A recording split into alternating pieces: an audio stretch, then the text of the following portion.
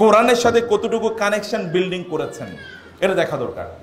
নিজেরা কোরআনের সাথে কোনো কানেকশন বিল্ডিং করেন নাই, কিন্তু বাচ্চাদেরকে কোরআনের হাফেজ বানাবেন, আমি মনে করি যে এটা একটা দুরূহ কল্পনা, এটা একটা দুরূহ কল্পনা।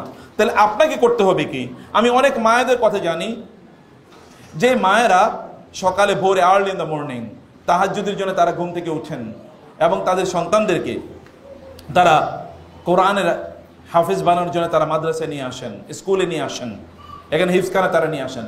বাবারা অনেকে আমি জানি যে তারা ফজরের পরে আর ঘুমানোর অথবা রেস্ট নেওয়ার কোনো সুযোগ পায় না, কারণ বাচ্চাকে দৌড়ে নিয়ে আসতে হবে এই স্কুলে, হিফজকে তাকে দিতে হবে, কারণ 6টায় বা 6:30টায় শুরু হবে।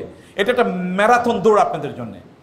এই যে দৌড়টা আপনারা দিচ্ছেন, এই দৌড়টা তো আপনার সন্তানকে আপনি কোরআনের হাফেজ বানানোর জন্য আপনি করছেন বটে, কিন্তু এই দৌড় দিলেই যে ও কোরআন হাফেজ হয়ে যাবে এটা কখনো আপনি মনে করবেন না। তার মধ্যে কোরআনের ভালোবাসাটা তৈরি করে দেওয়া হলো আপনার কাজ। একজন বাবা বা একজন মা হিসেবে কোরআনের ভালোবাসা তার অন্তরে তৈরি করে দেন। এটা তৈরি করে দেওয়ার জন্য আপনাকে কি করতে হবে, আপনি যে কোরআনকে ভালোবাসেন এটা আপনাকে শো করতে হবে। আপনি কিভাবে কোরআন ভালোবাসেন কিভাবে শো করবেন, আপনি নিজে কোরআন পড়েন কিনা বলেন। আপনি কোরআন পড়েন?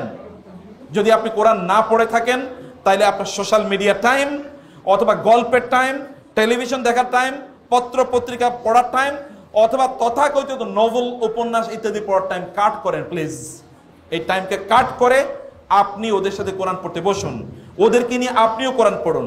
ওরা দেখুক আমার বাবা কোরআনকে প্রচন্ড ভালোবাসে, আমার মা কোরআনকে প্রচন্ড ভালোবাসে। এই যে ট্র্যাডিশন, এই ট্র্যাডিশন তার মধ্যে তৈরি হোক।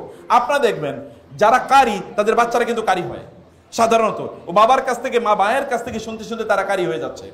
আবার যারা গায়ক তাদের বাচ্চারা কিন্তু গায়ক হয় ছোটবেলা থেকে, যারা খেলোয়াড় তাদের বাচ্চারা কিন্তু ছোটবেলা থেকে খেলার প্রতি প্রবণতা তৈরি হয়। আপনি যদি হাফেজ বানাতে চান তাহলে আপনাকে কোরআনের প্রতি ভালোবাসাটা ওদেরকে শো করা দরকার যে you love the Quran very much. এবং এই জন্য আপনার টাইমিংটা আপনি নির্ধারণ করুন। আপনি জানেন যে কোরআন হেফজ করার জন্য গভীর রাত হচ্ছে প্রচন্ড গুরুত্বপূর্ণ। ইন্না কোরআনুল ফাজরি কানা মাশহুদা, ভোরের কোরআন তেলাওয়াত আল্লাহ তাআলা প্রত্যক্ষ করেন, ফেরেশতারা প্রত্যক্ষ করেন, তখন বারাকা আসে, তখন ব্রেন শার্প থাকে, তখন কনসেন্ট্রেশন লেভেলটা সুপ্রিম লেভেলে থাকে, তখন এনার্জির লেভেলটা সুপার লেভেলে থাকে। এই সময় যদি তাদেরকে কোরআন হিফজে আপনি একটু বসাই দিতে পারেন, স্কুলে আসার আগেই 1 ঘন্টা আপনার সাথেই পড়ুক না কোরআন, আপনিও পড়েন ওরাও পড়ুক। এবং এটা নিশ্চিত করতে হলে আপনাকে আর্লি বেডে যেতে হবে, দ্রুত আপনাকে ঘুমাইতে যেতে হবে। আপনি কোনো অবস্থায় যারা হাফেজ বানাতে চান বাচ্চাদেরকে প্লিজ 11টার পরে, আমি যদি পারতাম বলতাম যে 10টার পরে যেন আপনার বাসায় লাইট না জ্বলে। আপনি যদি করেন কমপক্ষে নেন 11টা, কিন্তু এরপরে যেন বাসায় লাইট না জ্বলে। বাধ্যতামূলকভাবে ভাইদেরকে করতে হবে, বাধ্যতামূলকভাবে লাইট বন্ধ করে দিন এবং ওদেরকে ঘুমে অভ্যাস করুন। যদি তাদের ঘুম না আসে তাইলে তাদেরকে প্রয়োজনে একটু ফিজিক্যাল এক্সারসাইজের ব্যবস্থা করুন বিকালবেলা, যেন ক্লান্ত থাকে, আর্লি যেন ঘুমিয়ে পড়ে। আর্লি ঘুমিয়ে পড়লে তার ঘুমের জন্যও যত আগে ঘুমাবে তত ঘুমের জন্য যতটুকু আপনি জানেন যে যেমন আমরা যখন মোবাইল যখন চার্জ দিই তখন কিন্তু ভোল্টেজ 100 ভোল্টেজ যদি আপনি চার্জ দেন তাহলে দেখবেন আধা ঘন্টা আপনার চার্জ হয়ে গেছে। আর লো ভোল্টেজ যদি থাকে তাহলে 3-4 ঘন্টাও চার্জ হবে না। এই আমাদের ব্রেনটা ফুল ভোল্টেজে ফাংশন করে যদি আমরা কি করি, আর্লি যদি আমরা ঘুমিয়ে পড়ি। যদি 8টা 9টা 10টার মধ্যে যদি ঘুমিয়ে পড়েন 5 ঘন্টা ওর গোটা শরীরকে ঝরঝরে করে দেবে।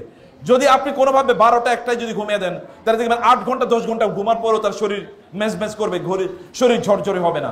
অথবা আর্লি ঘুমিয়ে তাদেরকে দেন এবং আর্লি তাদেরকে ঘুম থেকে তুলে নিয়ে আসেন যখন আল্লাহ সুবহানাহু ওয়া তাআলা প্রথম আকাশে নেমে আসেন। এটা আপনি জানেন, যখন রাতের 1/3 বাকি থাকে তখন আল্লাহ তাআলা প্রথম আকাশে নেমে আসেন এবং তার পক্ষ থেকে আহ্বান করে অনেকেই বলতে থাকে নাদা মুনাদিম মিনাস সামাই।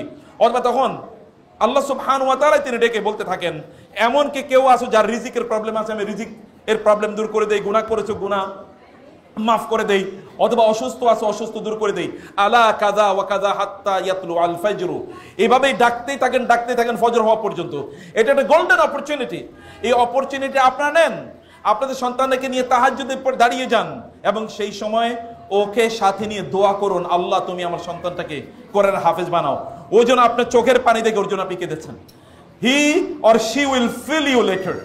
ওরা যেন দেখে যে ওদের জন্য আপনি চোখের পানি ফেলেছেন। প্লিজ এটা করেন, এটাও তাদের অন্তরটা গভীর অনুভূতি তৈরি করে দেবে। এরা কোনোদিন কোরআনকেও ভুলবে না, আপনাকে ভুলবে না। সে যদি কখনো ভুলেও যায় আপনার চোখের পানি তাকে মনে করিয়ে দেবে, আমার মা আমার জন্য কেঁদেছিল, আমার বাবা আমার জন্য কেঁদেছিল। জগৎ জুড়ে যদি আপনি ইসলামী স্কলারদের বাবা এবং মায়েদের যদি জীবনী দেখেন, তাহলে দেখবেন যে তারা কিভাবে তাদের সময়গুলো কাটিয়েছিল।